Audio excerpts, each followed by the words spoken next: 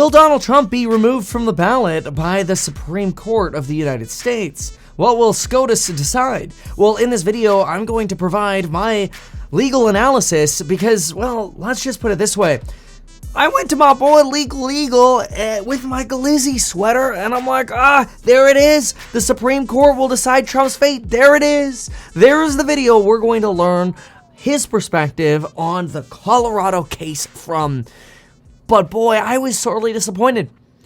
Not because the editing wasn't excellent as usual. In fact, the editing was delicious and beautiful, but it wasn't about the Colorado case. It was about immunity and the latest updates on Judge Shrunken's case, which wasn't the Colorado case. So maybe because they work so darn hard on editing and content production, they don't have their piece out just yet. So you're stuck with me, Kevin, wearing glazes of meat.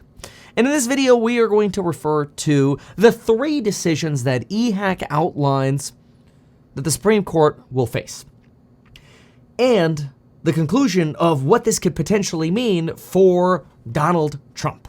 So, first, the Supreme Court is going to have to decide whether or not to hear the Colorado case. They likely will, because if they don't, they will tacitly be admitting that the Colorado court was correct. The Colorado Supreme Court, of course, decided to uphold the lower district court ruling that Trump did conduct or engage in insurrectionist activity, but then overruled the lower court's denial that Donald Trump was an officer subject to Section 3 of the 14th Amendment. The Supreme Court of Colorado decided that Donald Trump is an officer of the United States.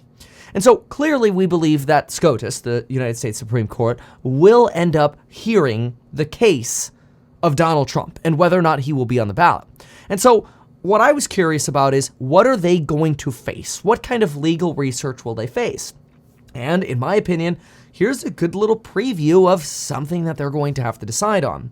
First, we know that Section 3 provides that no person shall basically become president or act as an officer of the United States if you have previously engaged in insurrection. And so there is some case law on this, though unfortunately the Constitution via Article 2, the executive branch section of the Constitution, doesn't actually give us an exact definition of what an officer is. All we have to rely on is case law. We have a bunch of case law on this, which I have on screen here. You could also view it at ehack.com. I'll link the exact post directly below, but you could just go to ehack.com and you'll see it there. So, United States v. Maurice of 1823. We've got the United States versus Germain of 1878, Buckley versus Vallejo of 1978, and Freitag versus Commissioner of the IRS in 1990, affirmed by Lucia versus SEC 2018. And these cases, to save your time and bottom line it a little bit, told us the following. Is someone an officer? Well, they would be deemed an officer if they are entrusted with a duty via oath rather than contract. Well, in this case, it is likely that the president would be deemed as somebody who is authorized to act and operates through the rules prescribed by the government through oath. After all, the president does not sign a contract like an employment contract or employment memorandum in employment law, which are commonly used in states like California. Instead, they swear to uphold the Constitution. Now, that likely means the president would be considered an officer under this qualification. But there are multiple qualifications here. I'm going to skip the second one for a moment. We're going to go to the third of 4 here. Do they executive authority that has significant impact on the laws of the United States?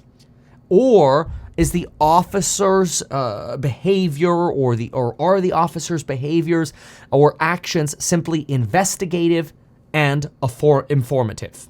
Well, in this case, it's pretty clear that the president does not operate simply to provide research or investigative support. Instead, they actually do have significant authority and impact on the government and the operations of the government. So this would likely be a yes. Do they also have significant duty and discretion? And via simply the Executive Powers Act, this was probably a slam dunk yes as well. Now, the second of these four qualifications is probably the one where the Supreme Court is going to have to spend some time debating. Does the president, or is any president, deemed to have a continuing and permanent position, in contrast to the case law that talks of positions being occasional and intermittent? Well, obviously here, positions of the government that are elected are by nature occasional. They are not necessarily intermittent. They're permanent and continuing during a term, but at the end of a term, or impeachment, let's say, or the removal from office for any other reason, they're permanent within that term. So this one could go either way. Now, my belief is that the president would likely be considered an officer, so that's not really going to help Donald Trump. But the Supreme Court's decision number 3 could actually help Donald Trump. See, decision number 1 is just to hear the case. Decision number 2 is to decide, is the president an officer? And based on what we're hearing here and the citations that we have here, which you could review and preview and all of this yourself, it's all linked on ehack.com, totally free website for reviewing this information. The real question and defense for Donald Trump will likely come from question number 3, which is, did Donald Trump engage in insurrection? Okay, well, what we have from the Supreme Court of Colorado is this quote right here from the trial of Castor Hanway for treason in 1851.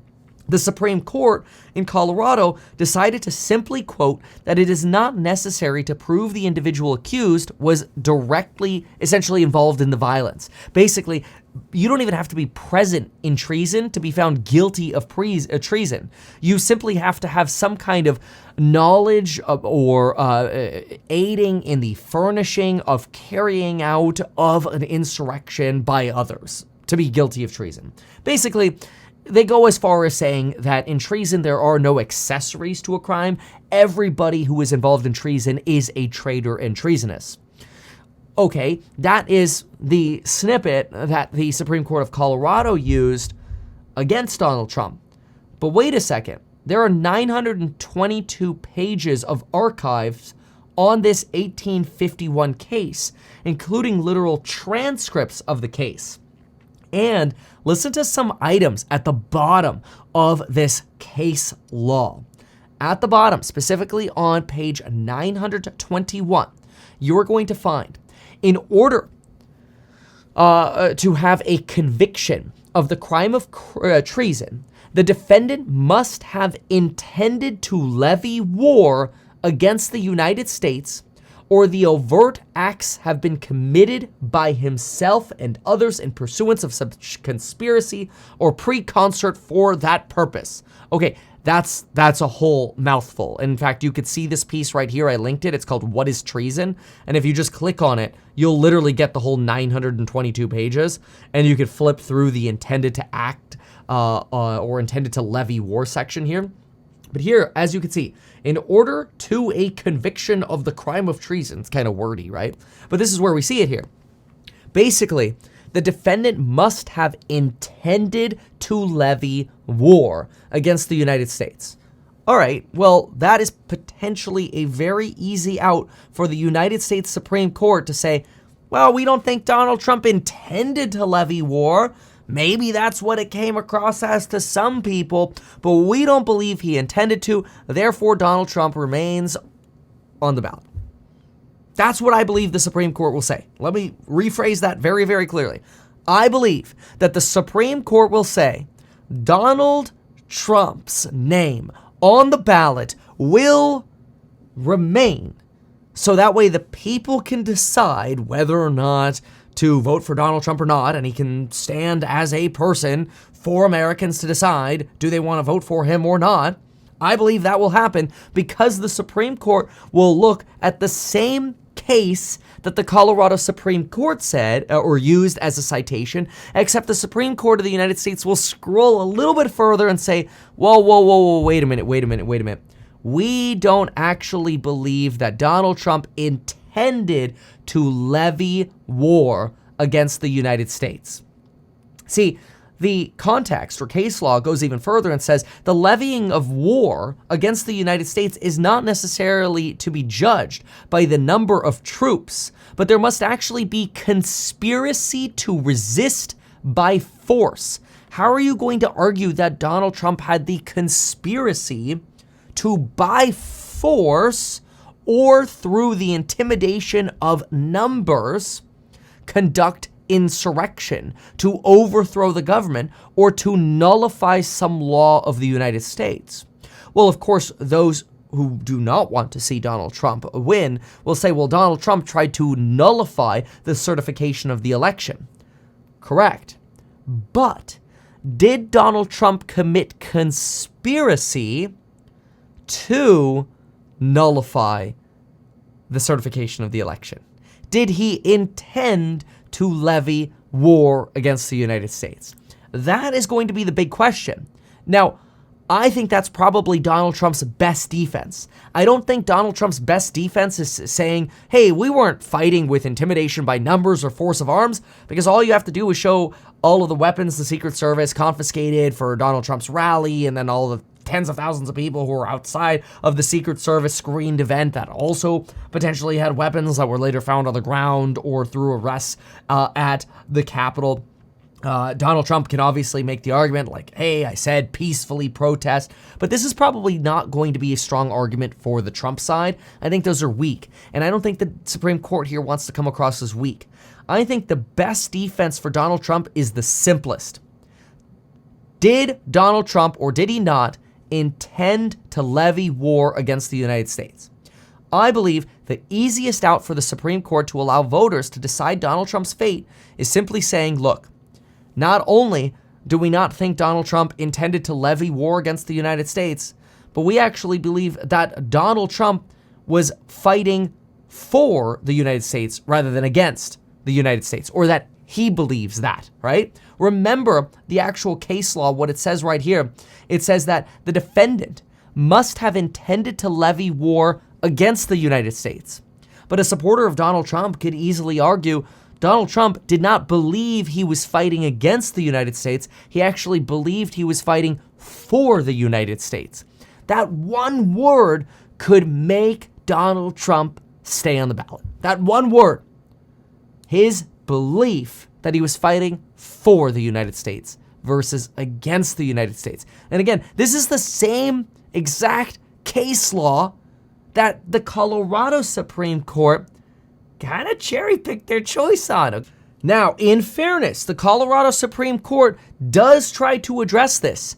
They suggest that President Trump intended that his speech would result in the use of violence on January 6th. But wait a minute. I covered live all of January 6th right here. Look at this. Capitol riot / protest / insurrection full live documentary. 2 years ago, 10 hours. 10 hours long. We covered every single word of that now famous rally. But what does the Colorado Supreme Court not make a single mention of? This important line right here. Slated, lawfully slated. I know that everyone here will soon be marching over to the Capitol building to peacefully and patriotically make your voices heard. Today we will see whether Republicans stand strong for integrity of our elections. But peacefully. That's going to be a piece of the puzzle that the Supreme Court is likely heavily to weigh their decision on. Now, obviously, I'm not a Supreme Court justice, but I'll tell you, when we look at this case law and we look at, did Donald Trump have the intention to levy war against the United States through an actual resistance or intimidation by numbers? Would these things be true? Would there be intimidation by numbers or resistance by actual force if he said peacefully? Or will the Supreme Court argue, well, his other actions outweighed the phrase peacefully? That's the big TBD, and I believe this is the debate the Supreme Court will be having. If you like this analysis, consider subscribing. Go check out eHack. It's always going to be free, for free. You don't have to sign up, nothing. Just ehack.com. You can see all my market research on a daily basis. And my commentary. We separate facts with green check marks from little yellow emojis for things that are opinions. So we just make it straightforward to you. What's fact and data and evidenceable versus opinion. So anyway, that's my take. Let me know what you think in the comments down below. Thanks so much. Bye. Why not advertise these things that you told us here? I feel like nobody else knows about this. We'll try a little advertising and see how it goes. Congratulations, man. You have done so much. People love you. People look up to you. Kevin Paffrath there, financial analyst and YouTuber. Meet Kevin. Always great to get your take.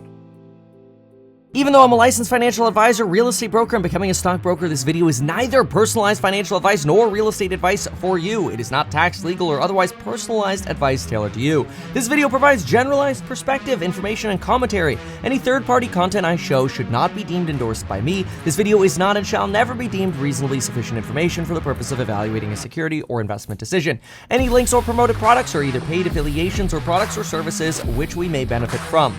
I personally operate an actively managed ETF and hold long positions in various securities, potentially including those mentioned in this video. However, I have no relationship to any issuers other than HouseHack, nor am I presently acting as a market maker.